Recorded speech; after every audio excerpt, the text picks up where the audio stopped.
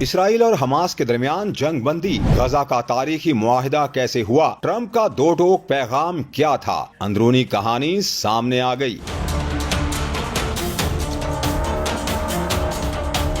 غزہ میں جنگ بندی کا معاہدہ طے پا گیا، لیکن 15 ماہ سے جاری لڑائی اور جنگ کے ساحلی فلسطینی علاقے پر تباہ کن اثرات مرتب ہوئے ہیں۔ اسرائیل کی جانب سے اس علاقے پر فضائی حملے اور زمینی کارروائی 7 اکتوبر 2023 کو حماس کے غیر معمولی سرحد پار حملے کے جواب میں شروع ہوئے۔ حماس کے اس حملے میں تقریباً 1200 افراد ہلاک اور 251 کو یرغمال بنایا گیا۔ حماس کے زیر انتظام وزارت صحت کے مطابق جنگ کے دوران 46,600 سے زائد فلسطینی ہلاک ہو چکے ہیں۔ برطانوی نشریاتی ادارے کے مطابق اسرائیل اور حماس کے مذاکرات کار کبھی آمنے سامنے نہیں آئے۔ سیز فائر سے متعلق بات چیت قطر، مصر اور امریکی مڈل مینز کے ذریعے کئی مہینوں تک بغیر کسی امید کے جاری رہی۔ ڈیل کے اعلان کے آخری لمحات تک دباؤ برقرار رہا۔ قطری وزیر اعظم کی پریس کانفرنس سے 10 منٹ پہلے تک معاہدے کی کوئی امید نہیں تھی۔ اس طرح آخری لمحات میں معاملات کو سلجھایا گیا۔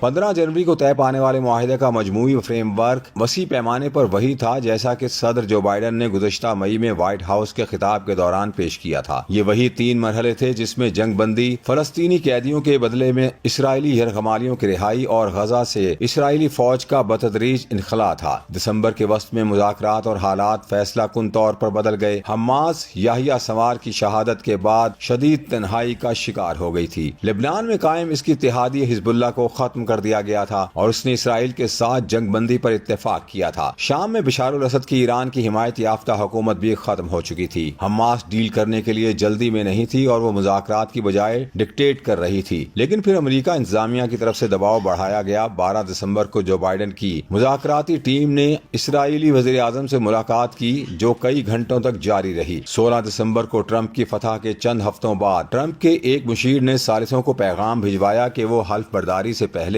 معاہدہ چاہتے ہیں۔ ٹرمپ نے یہ بھی خبردار کیا تھا کہ اگر حماس یرغمالیوں کی رہائی پر راضی نہیں ہوئی تو اسے خمیازہ بھگتنا پڑے گا۔ اس بار دباؤ صرف حماس تک ہی محدود نہیں بلکہ نیتن یاہو پر بھی دباؤ تھا، کیونکہ ٹرمپ بخوبی جانتے تھے کہ اسرائیلی وزیر اعظم رکاوٹ ڈال رہے ہیں۔